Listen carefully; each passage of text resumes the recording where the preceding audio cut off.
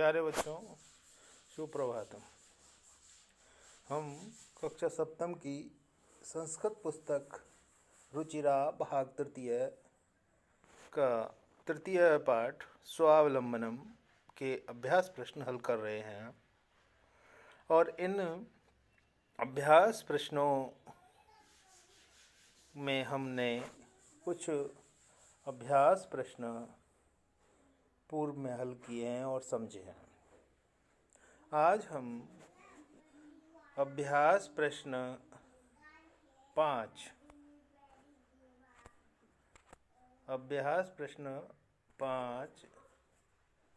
जो है उसके 5 के अभ्यास जो है 5वां जो अभ्यास प्रश्न है उस प्रश्न को और आगे एक प्रश्नों को हल करेंगे। ये प्रश्न कह रहा है, चित्रम दृष्ट्वा, चित्र देख करके, मंजूषातः पदानि च प्रयुज्य, सारणी से शब्दों को प्रयोग करके वाक्यानि रचयत, वाक्यों की रचना करनी है। अब चित्र देखिए, चित्र नंबर 1, चित्र नंबर 2 और चित्र नंबर 3 चित्र हैं। पहला चित्र, एक किसान बैल से जो है अपने खेत को जोत रहा है हल से। दूसरा चित्र है कि 2 किसान खुदाई का काम कर रहे हैं। और तीसरा चित्र है कि किसान धान्य जो है बो रहे हैं। तो हमको अब इन सारणी में ये शब्द हैं, कृषकाः कृषकौ एते धान्यम एषः कृषकः एतौ क्षेत्रम कर्षति कुरुतः खनन कार्यम रोपयन्ति। तो इनके आधार पर हमको वाक्य बनाने हैं। 3 जो है चित्र हैं और 3 चित्रों के आधार पर 3 वाक्य हमको बनाने हैं। बहुत सरल है। तो शुरू करते हैं। चित्र का ध्यान रखना आप लोग। ये लो, चित्र दिख रहा है। तो अब यहाँ देखिए, एक किसान खेत जोत रहा है। अब तो किसान कितना? एक। तो यहाँ किसान शब्द के 3 वचन हैं, कृषकः, कृषकः, कृषकौ और कृषकाः। एक वचन, द्विवचन और बहुवचन। तो किसान एक है तो एक वचन वाला कृषक आएगा, लेकिन इसके साथ ये एष है आएगा, तत्शब्द का ये रूप आएगा, एतत् शब्द का ये रूप आएगा, एषः। क्यों? क्योंकि कृषक है, एक वचन है, तो ये सर्वनाम शब्द आएगा एषः। तो यहाँ ये दोनों ले लेंगे हम। एषः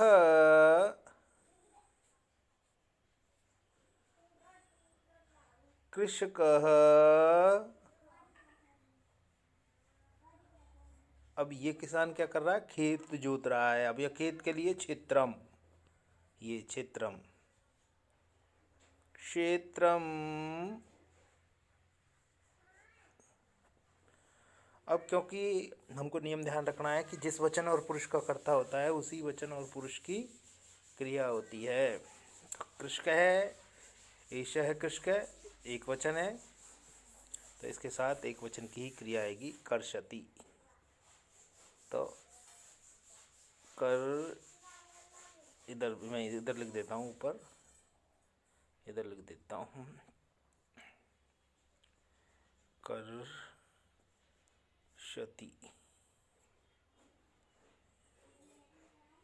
इधर इधर इधर मिटा देते हैं इसको, इधर लिख देता हूँ मैं, कर्षति। तो अब ये मैंने ऊपर नीचे लिख दिया। अब ध्यान रखना, एषः कृषकः क्षेत्रम कर्षति, ये सीधा आएगा। ये एक वाक्य बन गया। यह किसान खेत जोत रहा है। आई बात समझ में? अगला देखते हैं।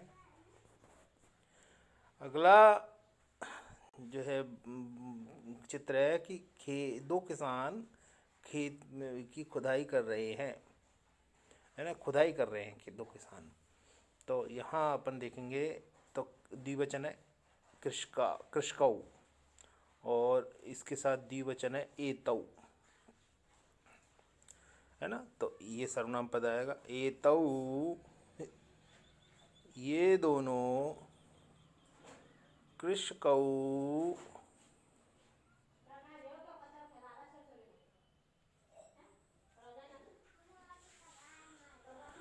एतौ कृषकौ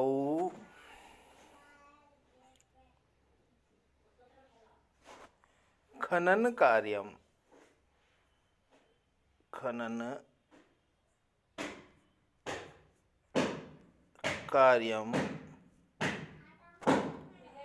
है ना। अब इसके साथ द्विवचन का ही क्रियापद आएगा, तो कुरुतः करते हैं। तो ये मैं ऊपर लिख देता हूँ कुरुतः, इसके बाद आएगा कुरुतः। समझ में आ गया होगा। तो ये होना एतौ कृषकौ, ये दोनों किसान खनन कार्यम खेती का खुदाई का काम कुरुतः कर रहे हैं। आगे बात समझ में? कोई दिक्कत? इसमें कोई दिक्कत होनी नहीं, बहुत सरल है। अब अगला देखिए। अब आपने यहाँ कुछ किसान जो है धान्य रोप रहे हैं, तो इसके लिए आपको बहुत सरल है। तो पहले तो इसका तो बहुवचन होगा, सर्वनाम पद का तो एते, एते। बहुवचन कृषक शब्द का हो गया कृषकाः।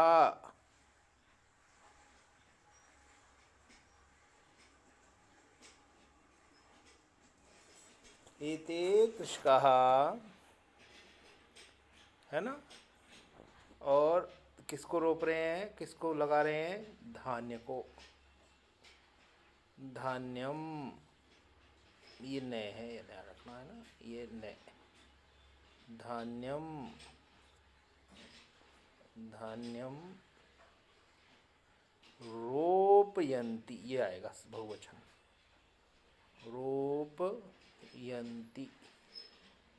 ये सब किसान धान्य रोप रहे हैं। बहुत सरल है, समझ में आ गया होगा। ठीक है, आगे बढ़िए। अगला प्रश्न है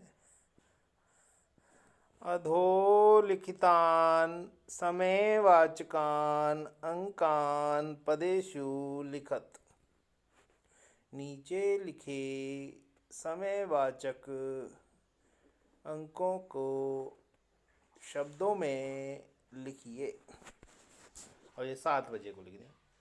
7 बजे, बजे को वादनम कहते हैं और 7 को सप्त, तो 7 बजे को दें सप्तवादनम।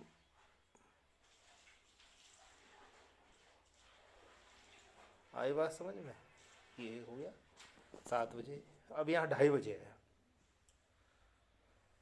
अब आधे घंटे को यहाँ कहते हैं सार्ध।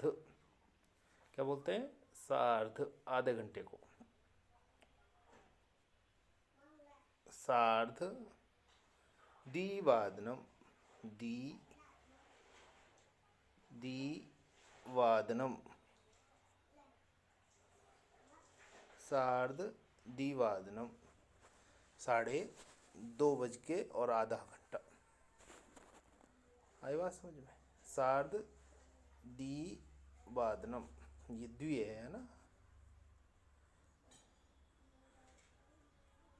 ये नोट कर लोगे आप। मैं आगे इसको हटेगा ही अभी, तो अगला देखेंगे इसलिए। तो अगला है 11 बजे। तो एकादश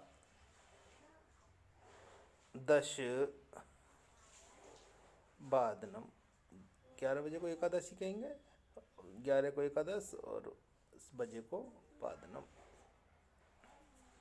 समझ में आ गया होगा। 4:30 बजे को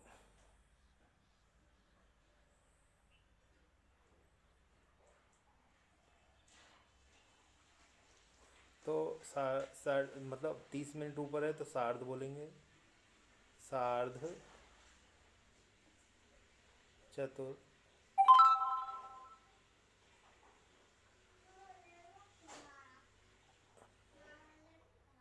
चतुर्वादनम, ये रहे, इसमें लग जाए वादनम।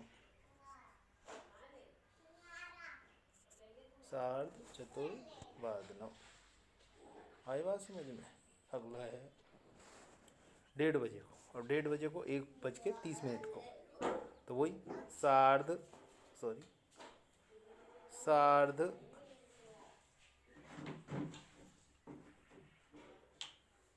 एक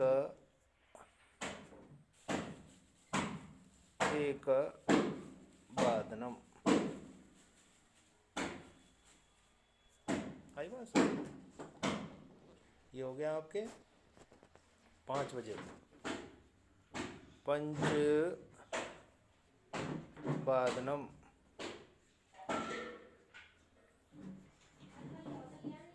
आई बात समझ में। अगला देखिए 3:30 बजे को,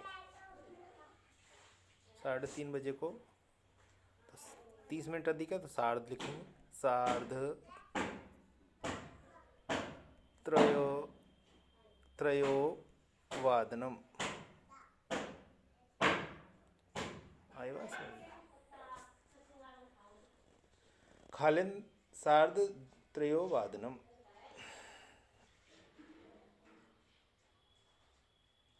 अगला देखिए 9 बजे को बोलेंगे नववादनम।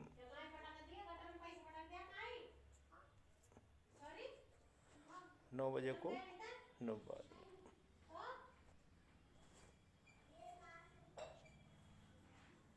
और 12:30 बजे को बोलते हैं सार्ध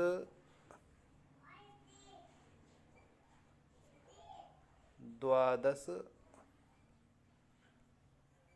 वादनम।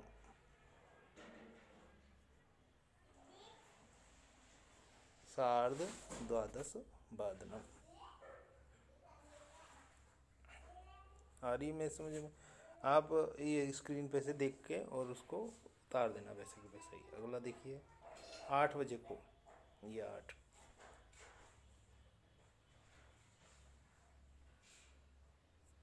अष्ट वादनम। अष्टवादनम 8 बजे। आई बात समझ में। अगला है 7:30 बजे सार्ध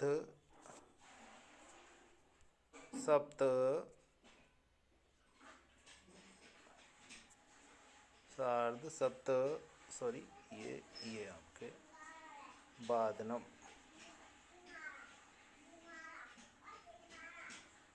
सार्ध सप्त वादनम।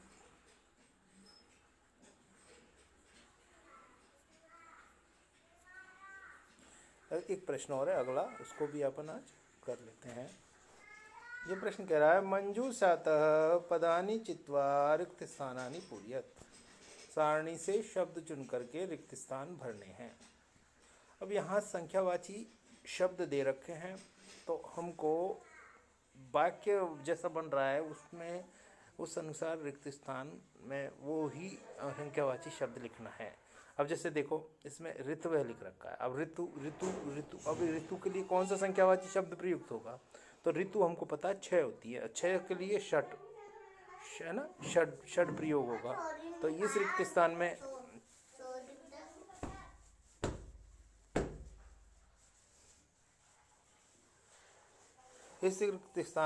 षड ये पहले रिक्त स्थान में ये प्रयुक्त होगा। मैं नंबर डाल रहा हूँ, 1 नंबर पे आएगा षड। अब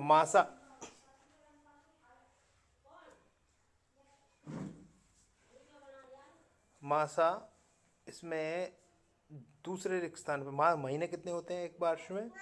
12। तो इसमें आएगा दूसरे स्थान में ये 12 आ जाएगा प्रयुक्त। एकस्मिन मासे, एक महीने में, तो एक महीने में कितने दिन होते हैं? या तो 30 होते हैं या 31 होते हैं, सही में।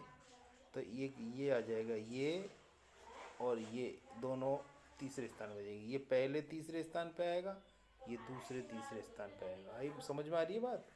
ये तीसरे के पहले पे आ जाएगा 63, और अथवा के बाद तीसरे के दूसरे रिक्त स्थान पे आ जाएगा 163। फरवरी मासे सामान्यतः 28, ये चौथा रिक्त स्थान है। और शेष बचा ये पांचवा रिक्त स्थान है। मम शरीरे दौ हस्तौ, ये पांचवा रिक्त स्थान है। मेरे ख्याल से आपको समझ में आ गया होगा। धन्यवाद।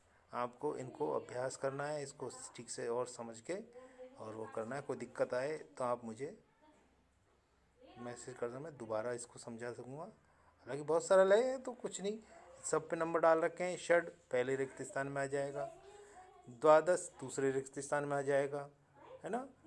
और जो है त्रिंशत तीसरे के पहले में आ जाएगा, और एकत्रिंशत तीसरे के दूसरे रिक्त स्थान में आ जाएगा।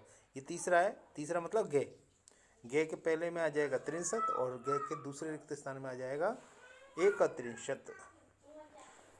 इसी तरह चौथे रिक्त स्थान में आ जाएगा अष्टाविंशति, 28 होते हैं, है ना। और पांचवें रिक्त स्थान में आ जाएगा 2। आई बात समझ में। तो ये आपके अभ्यास प्रश्न हमने आज, ये है तीसरे पाठ के अभ्यास प्रश्न समझे। ये ऋतुओं के नाम है, ये कौन सी जो है महीना कौन में कौन कौन सी ऋतुएं होती है ये दे रखा है। इनको आपको इसको स्मरण करना है आपको कि चैत्र और वैशाख में जो है बसंत ऋतु आती है, ज्येष्ठ और आषाढ़ में ग्रीष्म ऋतु आती है, सावन और भाद्रपद में वर्षा ऋतु आती है। इसी तरह आश्विन और कार्तिक में शरद ऋतु कहलाती है, मार्गशीर्ष और पौष में हेमंत ऋतु होती है, और माघ और फागुन में शिशिर ऋतु कहलाती है। ये आपको स्मरण करना है। और आगे यह पाठ आपका समाप्त हुआ। कल हम इसका अगला पाठ जो है हम पढ़ेंगे। तो तृतीय पाठ मुझे आशा है आपको अच्छे से समझ में आया होगा। धन्यवाद।